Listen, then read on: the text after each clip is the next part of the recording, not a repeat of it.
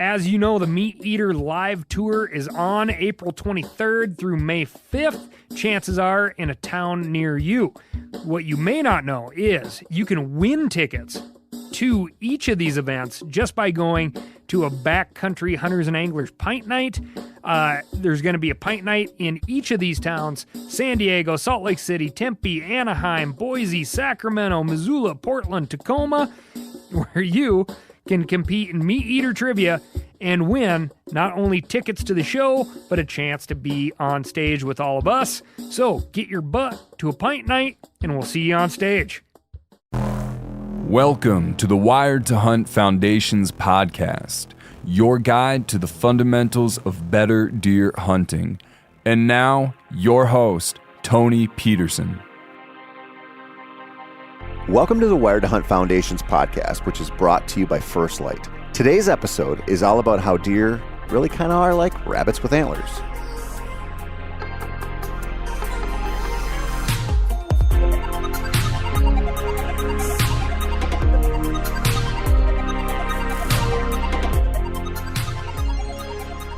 If I have a catchphrase, it's rabbits with antlers.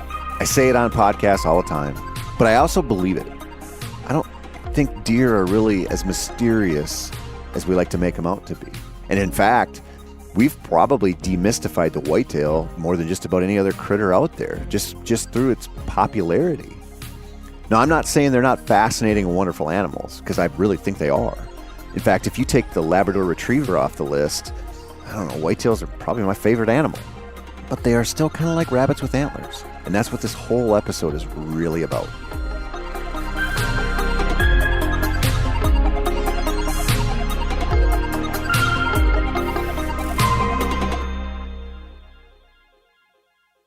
Listen, folks, I'm going to go in a weird direction with this one at first. So I ask you just to bear me out for the next couple of minutes, okay? Now, I often hear from hunters who are frustrated that they can't kill big bucks. Hell, I don't know, quite often I hear from hunters who are frustrated that they can't kill little bucks or does or fawns. Deer hunting can be tough. It can be really difficult. But to frame this up, I want to talk about something that I geek out over: space. Remember, I asked you to stay with me here. I love space. In fact, I love space so much that my wife and I have a running joke when we lay down in bed at night where she'll turn to me and say, "You get one space fact, make it good." So I have to think really hard about, how stars are formed, or what actually happened to make planet Earth, or what we know about black holes, or the sheer distance between us and anything else in the cosmos. And then I pluck some tasty morsel out of there to feed her with. She's usually unimpressed, but that's okay. She's kind of largely stuck with me until something better comes along. Anyway, I love space. And right now, something amazing is happening out there. There is a telescope, the James Webb Space Telescope, that is sitting at a point in space called L2, or Lagrange 2. This point in space is the sweet spot between huge celestial bodies and their gravity. In other words, objects in L2 tend to just kind of sit there, because the gravity from the nearest object cancels out the gravity from the other nearest object. A fellow named Joseph Lagrange figured that out using math that I couldn't possibly even come close to be able to understand or describe to you. This L2 point is nearly 1 million miles from Earth, and the James Webb Telescope has been sitting out there for months now, just cooling off and calibrating itself, with the help, of course, of a whole team of people at NASA. This telescope, which weighs roughly 14,000 pounds and features a gold-covered sunshield that measures roughly the size of a tennis court, is out there in temperatures of negative 375 degrees Fahrenheit. It had to cool off to that point and was designed to do so that there would be no interference with its imaging capabilities, because it will be looking for infrared heat signatures as it searches for some of the first galaxies to form after the Big Bang. This telescope is designed with a ton of rubber shock absorbers to keep it from vibrating even slightly, so that it'll be able to take crystal clear images of galaxies and stars that are as far away as 13.6 billion, with a B, light years. Now, light travels at 186,000 miles per second, or about 6 trillion miles per year. The light that the James Webb Telescope is going to look at least some of the light, and take infrared photography of, has been traveling for 13.6 billion light years. Essentially, this thing is looking back in time at light that has been on the move since what we think is probably close to the beginning of the universe. But light doesn't stay constant for that long, and it does something called redshifting. To really understand redshifting, you have to be familiar with Einstein's theory of relativity, or at least recognize that it's coming into play when the objects in the universe, like galaxies, keep moving farther and farther away from each other, which is what's happening. To see this, the James Webb Telescope is built with 4 instruments designed to detect this specific type of light. Scientists will also use this telescope to try to determine how galaxies form, how stars form, and to look for physical and chemical properties of planetary systems to investigate the potential for life. Yeah, you heard that right. To date, scientists have discovered thousands of exoplanets, but we haven't been able to very accurately observe them to see whether they have an atmosphere, and if they do, what that atmosphere consists of. The James Webb Telescope will use spectroscopy to do just that. By observing when a planet passes in front of its host star, the telescope will be able to analyze their atmospheres to decipher what types of elements and molecules are present. Some, like methane, could indicate life. It's wild stuff. And you know what? People built it. People like you and I. Well, people probably a lot smarter than you and I, but still, they set out years ago to create a telescope that could be launched into space 1 million miles from Earth and conduct amazing experiments on worlds so distant we will never have a chance to even consider visiting them, no matter how advanced we get in our space travel. They designed, tested, built, tested, redesigned, tested, and eventually completed this sucker. And then they launched it into space and are now controlling it 1 million miles away. It's out there, getting ready to send back the best images we will have to date of a part of the universe we've never seen. Think about that. Now think about this. We are trying to kill rabbits with antlers. That's it. They may be good at surviving, but in the thinking department, even the dullest podcast listener Mark has ever reached is orders of magnitude smarter than the smartest buck. Take the hardest hunted 6.5-year-old buck on public land in Pennsylvania, and he's basically a paint chip eating toddler when compared to even the lowest bandwidth human out there. So why is it so hard? Well, there are a few reasons, but I don't know, you might not want to hear them. For starters, prey animals are just good at not getting eaten. That's basically the main component of their job description. It's point number 1. Just don't get eaten every day, every week, every year. Now, they die in other ways, I know. But to them, when we walk into the woods, we are as scary as the scariest bear or coyote or wolf. We are level, possibly above those predators on the fear scale. And so when they're thinking about not getting eaten, they're thinking about us in that way. They don't want us to kill them. So they engage in a few tactics that work.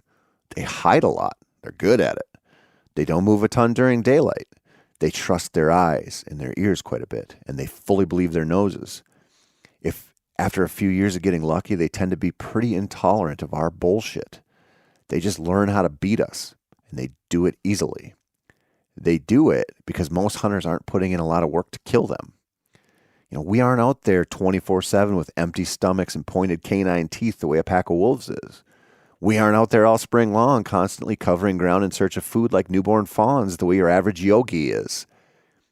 We mostly swoop in for a few hours in the morning and a few hours in the evening, and then we leave. We stink. We are loud. We stare at our phones too much. We announce our presence through calling when we should just shut the hell up. We do a lot of this stuff wrong. That's why it's hard for a lot of us. And they know us. They know us better than we know them. But they are still rabbits with antlers. They have basic needs, and those needs tell us a lot about them. They need to eat. They need to drink. They got to take a little snooze here and there. And when the leaves fall off the trees and the moon is just right, they feel a strong urge to make some new deer. And that's about it. Well, It's not, because they are highly adapted surviving machines. But on some level, it is pretty easy to distill it down to that level. And so why do we struggle? Oftentimes, we actually just don't give ourselves enough credit. That's a big one, and it's what I'm going to talk about next week. And we also do something worse, which is we give the deer too much credit. They aren't some magical beast that you'd read about in Harry Potter book hiding away in Hagrid's hut. They don't have a sixth sense. They can't read minds. They can't really outthink us. They don't have the mental horsepower. They just do what it takes to survive given what they know about us as predators. And that right there is the key, because it tells you everything you shouldn't do, even if not doing those things is hard for us. We have to respect the whitetail because he deserves it, but we don't have to give him extra credit because we aren't good enough to consistently shoot him in the lungs. Now, I know if you're starting out, this is probably tough to believe. Hell, it might be tough if you've been at it a long time and only have shitty spots to hunt, or you don't get very much time in the woods. There are a lot of things that conspire against your success. But let me tell you something. The deer are pretty consistent. Now, I know there is a pretty big gap between deer that are babysat their whole lives from deer that grow up in the mean streets of public land USA where hunting pressure is high. But even those deer, they're just doing what they need to in order to survive. And they grow up fast in those conditions. They have plenty of negative encounters that shape their behavior. But again, that's something that can be used to your advantage if you understand it. Now, this is kind of a rah-rah speech, but also I want you to think about it this way. The deer, they are just out there doing their thing. If you do your thing in a way that's different from most hunters, or frame it up, most predators, eventually you'll cross paths with them. Eventually you'll see the unkillable deer do something that puts himself into a position for you to kill him. And that is a moment worth experiencing. Now, I've talked about that moment with me and a really cool non-typical buck that just screwed up royally and let me shoot him at 8 yards. I've talked about it many times. That mid-140s 14-pointer changed my whole deer hunting perspective. I went from wanting to kill one so bad to suddenly having killed one. And he just waltzed right into that bean field and then right into my best shooting lane. And it wasn't like he was a survival machine then. It was like he was a hungry animal in the early season who happened to like to eat soybeans in the rain. Maybe the other hunters out there don't hunt the rain as much, and he was banking on that. Maybe his grumbling stomach just got the best of him. It doesn't matter. He didn't pull any big buck hijinks to survive there, and he didn't survive. He gave me my opportunity. And other bucks followed, and the lesson became much clearer. And it really hit home when I started shooting big bucks on public land. Those deer should have been invincible. They weren't. The first Pope and Young buck I killed on public land walked by me at 20 yards when I was hiding behind a big cottonwood tree like a little kid. That's not exactly a masterclass on survival, if you ask me. And later that same season, I walked out on a public property in the suburbs of the Twin Cities to sit in the morning, and I had to run to my stand because I was late. I got in right after I watched a doe walk through, and I didn't even have anything ready to go when I saw a buck on her tail. I killed that buck less than a minute after climbing into my stand, and he made Pope and Young minimum as a clean 6-pointer with the body of a horse. Even though it was the rut, he made a lot of stupid moves to get shot by me then. And either of those deer, and lots more, could have been shot by anyone. They were being reckless to me because I was there to take advantage of it. But that happens all over all season long. Well, I take that back. It doesn't happen nonstop because that's not how they operate. But there are times when the advantage is ours and definitely not theirs. Remember that. Believe that. Understand that there are deer out there, deer you'd be happy to tag, that aren't so smart and crafty that they won't make mistakes. Hell, they probably make several mistakes every single day of their lives, but they are forgiven because there's no one there to make them pay. Now I'm going to switch gears for a second to give the deer some credit and frame this whole thing up. Pressured deer, especially pressured deer who have been lucky enough to make at least 3 or 4 laps around the sun, they're not tolerant of our mistakes. Too much moving in the stand, they're going to get you. They get downwind of you, forget it. Your stand platform creaks a little when you stand up, now you're in trouble. That desperate grunt you throw his way when he's at 50 yards and facing you, now you've given him the advantage. It doesn't take much to set off their bullshit meter, and when you do, they suddenly get real concerned over their well-being. But if you don't set it off, they're dumb. Set it off and they become something else. They trust their instincts. And I think that is something we don't understand very well. Most of us live in a nerfed up world where real danger is more rare than an original social media post. We don't have grizzlies trying to munch on us, most of us anyway, or big striped cats that might rush out of the tall grass to make a meal out of us. We don't have to listen to our instincts very often because we don't need them much anymore. Now, that's not to say you shouldn't trust your gut around people or even situations with animals like certain dogs, because if something feels wrong, it most likely is. We question it because most of the time we don't need our instincts much. Now, that's not the case with prey animals. They quite literally live off of their instincts. The slightest tink of an arrow on an aluminum riser is a sound that nature doesn't make. It's unnatural. If a prey animal hears that, the threat level is raised instantly. You can go from a buck that was totally content to walk through the woods, mowing down on acorns or rubbing random saplings, to a deer with only one thing to think about. Where did that unnatural, potentially danger signaling sound come from? He has nothing but time and his survival to think about in that moment. Just by one little mistake, we've taken a typical rabbit with antlers and made him into a survival machine that is always just below the surface waiting to come out. And without that tiny, nearly insignificant mistake, he's ours. But is he? The whole thing about getting a draw on a deer or moving into position to shoot your rifle in the stand, it's just wrought with potential mistakes. It's ripe for us to create the chance for the deer to show us how much he wants to live. The same goes for the branch we touch with our bare hands on the way in. If a deer never gets close enough to sniff it, who cares? But the deer that does understands how long ago we were there due to the evaporation of our scent.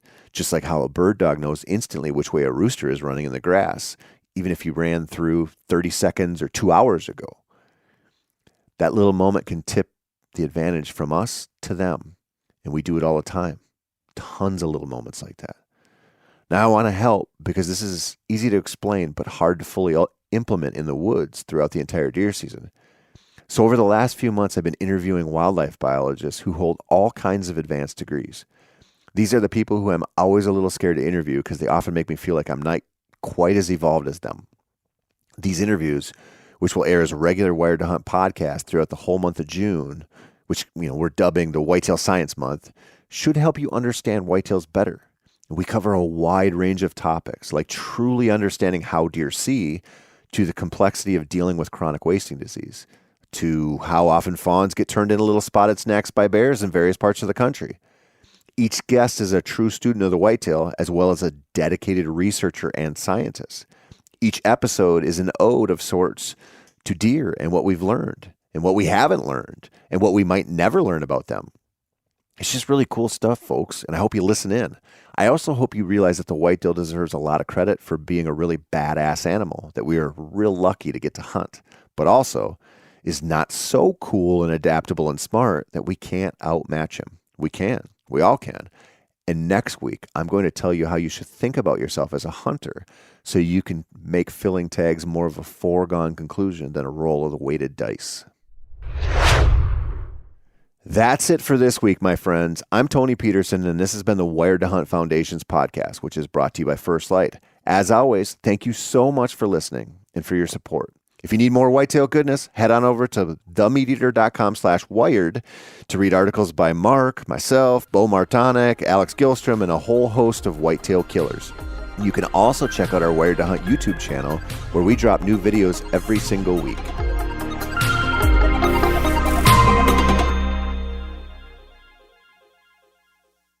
As you know, the Meat Eater live tour is on April 23rd through May 5th. Chances are in a town near you.